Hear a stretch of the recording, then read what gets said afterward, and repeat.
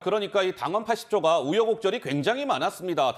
당 청원 게시판에 80조 완전 삭제해달라는 요청하는 그 글이 올라왔었고, 당헌 80조 민주당이 뭐 이제 개정 논의를 진행했는데, 말씀드린 것처럼 당헌 80조 1항은 유지키로 하면서 80조 3항 이거를 좀 개정을 했어요. 정치 탄압으로 인정이 되면 당무위가 그 판단을 달리 정할 수 있다. 이걸 개정한 건데, 1항 3항 이거 아예 뭐 좀 머리 아플 수 있으니까 저 1항 3항을 모조리 80조 전체를 당원에서 노려내겠다. 뭐 이런 움직임이 민주당 내에서 일고 있다. 이런 보도가 나온 것이죠. 전 평론가님 어떻습니까? 뭐 타이밍이나 내용이나요? 어떻습니까? 첫 번째로는 박찬대 최고위원이 오늘 인터뷰에서 직접 밝힌 내용을 보면 이거는 혁신위 내부에서만 검토됐던 안 중에 하나이지 최고위원회까지 검토된 바도 없다, 보고된 바도 없기 때문에 민주당 차원의 결정사항은 아닙니다. 그리고 장경태 최고위원이 SNS를 통해서 추가로 설명한 것을 보면 혁신위에서 수백 건의 안건이 논의가 되는데 그중에 하나로 나온 정도의 의견이다라고 밝혔기 때문에 민주당에서 확정되는 안은 아니다라는 설명을 좀 드리고요. 네. 두 번째로 다만 제가 민주당에 조금 쓴소리를 하자면 지금 이재명 대표와 민주당의 최대 모임이라고 불리는 더 좋은 미래가 간담회를 한 것이 굉장히 주목을 받았습니다. 더 미래. 그런데 거기서 나왔던 내용 중에 하나가 뭐냐면 윤석열 대통령에게 비판적인 국민들을 우리가 끌어안기 위해서는 너무 늦은 시점에 떠밀리듯이 하지 말고 지금부터 우리가 혁신 의제를 가지고 국민들의 마음을 더 사고 다가가자라는 논의가 굉장히 많이 됐다라고 보거든요.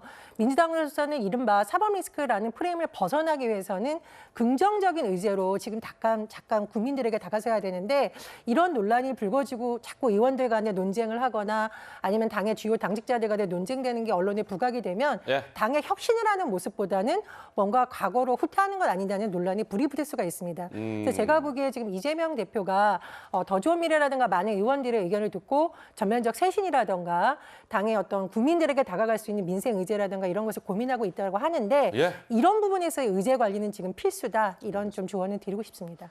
알겠습니다. 전 평론가 말씀대로 뭐 민주당은 이건 아예 뭐 당헌 80조 도려내는 게 결정된 건 아닙니다라는 입장이기는 하나 조홍천 의원 아까 그렇게 얘기합니다. 왜 그런데 자꾸 이런 얘기가 언론을 통해 흘러나옵니까? 아닐 땐 굴뚝에 연기 납니까? 먼저 이렇게 얘기해요. 자, 그런데 말이죠. 이 당헌 80조는 아까 우리 서 변호사가 잠깐 말씀을 주셨던가요? 민주당에 문재인 당시 대표가 있을 때 만들어진 당헌입니다. 이 당헌 80조가요. 자, 그 당시의 목소리가 준비되어 있습니다. 한번 들어보시죠. 혁신위원회는 부정부패를 엄단하여 우리 당을 깨끗한 정당으로 만들 것을 결의하였습니다. 이에 비리 혐의 등으로 기소 후 의원 당직자의 당직을 즉시 박탈한다. 부정부패 등 중대한 잘못에는 선거법 관련 사안 중에 필요한 사안을 적용받았을 경우 거기에 저촉되도록 총선까지 시간이 얼마 없습니다. 이제는 실천으로 행동으로 보여줄 때가 되었습니다.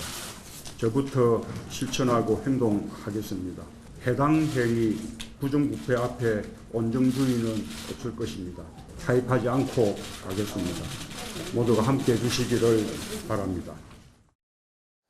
자, 저 당시에 만들어졌던 당헌 80조. 그런데요, 시청자 여러분, 여기서 또 하나 민주당 혁신위가 이런 점도 검토를 하고 있답니다. 당헌 80조는 뭐 지금까지 저희가 쭉 말씀을 드렸고 당헌 96조 2항도 삭제하는 걸 검토하고 있다. 당헌 96조 2항의 내용은 무엇일까?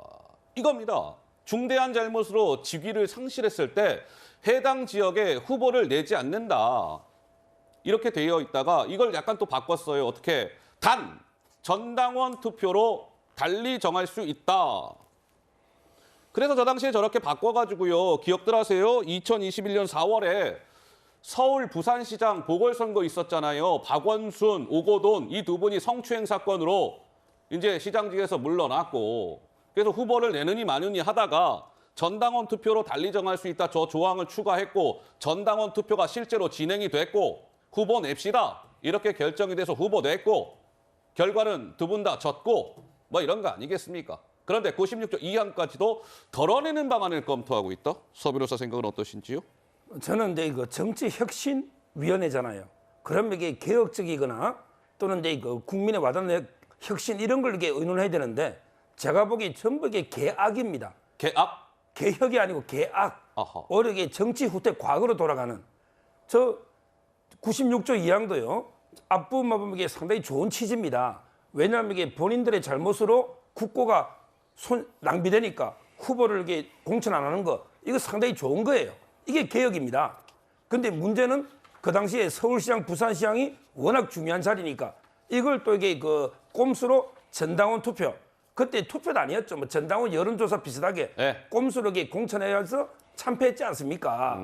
그래도 이게 그나마 저는 단서 때문에 꼼수지만 그래도 이게 없는 것보다 나아요. 예. 근데 이번에 이걸 완전히 도려내겠다? 이거야말로 이게 저는 정치 후퇴 계약으로 보고요. 그리고 이게 조금 전에 그 80조에서 우리 설 변호사님이 예. 자국이 무죄 추정 원칙 이야기하는데 이걸 너무 이게 남용해요. 무죄 추정 원칙은 형사법의 원칙이고 예. 징계나 민사하고는 이게 관계 없어요. 무죄 추정 원칙이 조국 교수가 정년까지 월급 받는 원칙 아닙니다. 어허. 우리가 이게 무죄 추정은 대법원까지 재판 받더라도 얼마든지 공무원은 기소와 동시에 직위 해제가 되는 겁니다. 예. 이거와 똑같잖아요. 직무정지하고요. 그다음에 징계는 그대로 진행되는 거예요. 재판을 하더라도 징계위원회 열어서 징계해서 파면도 되고 해임되는 게 대부분입니다. 네. 따라서 이게 저는 무죄 추정 원칙을 너무 남용해서 대법원까지 뭐 자리 유지해서 월급 받아가는 이렇게 오해해서는 안 된다. 이 예. 말씀도 드립니다. 전 평론가. 예, 저는 일반적인 말씀에는 일부분 동일하지만 조금 부연 설명을 드릴 수밖에 없는 것이 민주당 정체가 무슨 계약을 하고 있다 이런 것은 최근에 진행되고 있는 정치개혁 토론회라던가 선거구제 관련 토론회가 있는데 그 내용을 모두 무시하시고 하시는 말씀 같아서 조금 유감이다 이런 말씀을 드리고요. 사실은 이 안이 정치권에서 확정이 되려면 국민의힘도 이것에 대한 입장을 밝혀야 됩니다. 그래서 제가 살펴봤더니 국민의힘도 곽상도 의원 지역구에 대해서는 무공천을 결정한 바 있죠. 그러니까 민주당에 대해서만 이렇게 요구하실 것이 아니라 사실은 정치권 전체가 특히 여당인 국민의힘과 또 민주당이 과거에 이런 사례가 있습니다. 그래서 예.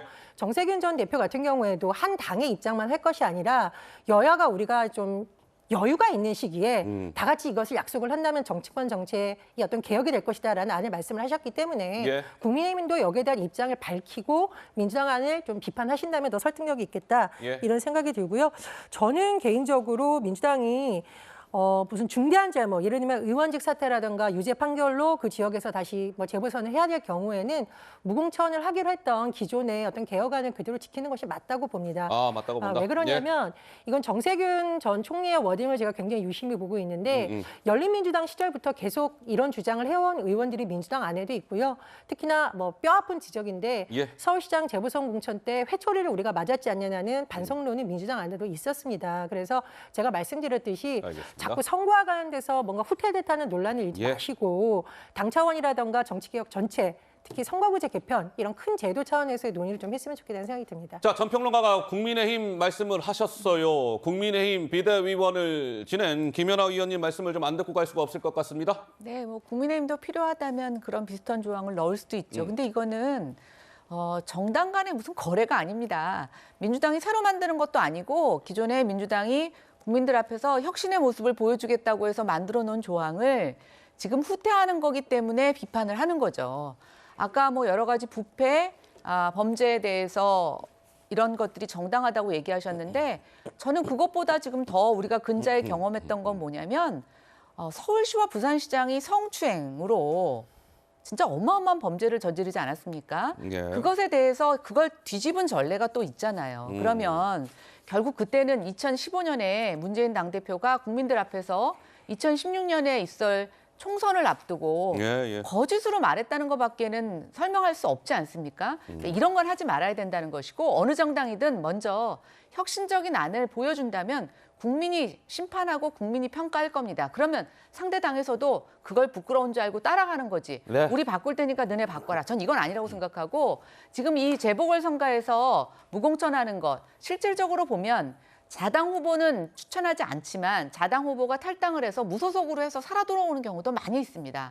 정말 편법적인 게 많이 있는데요. 그나마 이것조차 안 하겠다고 하는 것은 저는 정말 염치가 없다. 이렇게 생각이 됩니다. 알겠습니다. 좀 시간 관계상 저희가 오늘 좀 여러 가지 또 말씀을 나눠야 되니 뭐 충분히 양쪽 말씀을 들으셨고 우리 시청자 여러분들께서 아하 이렇구나 아마 생각들을 하실 겁니다.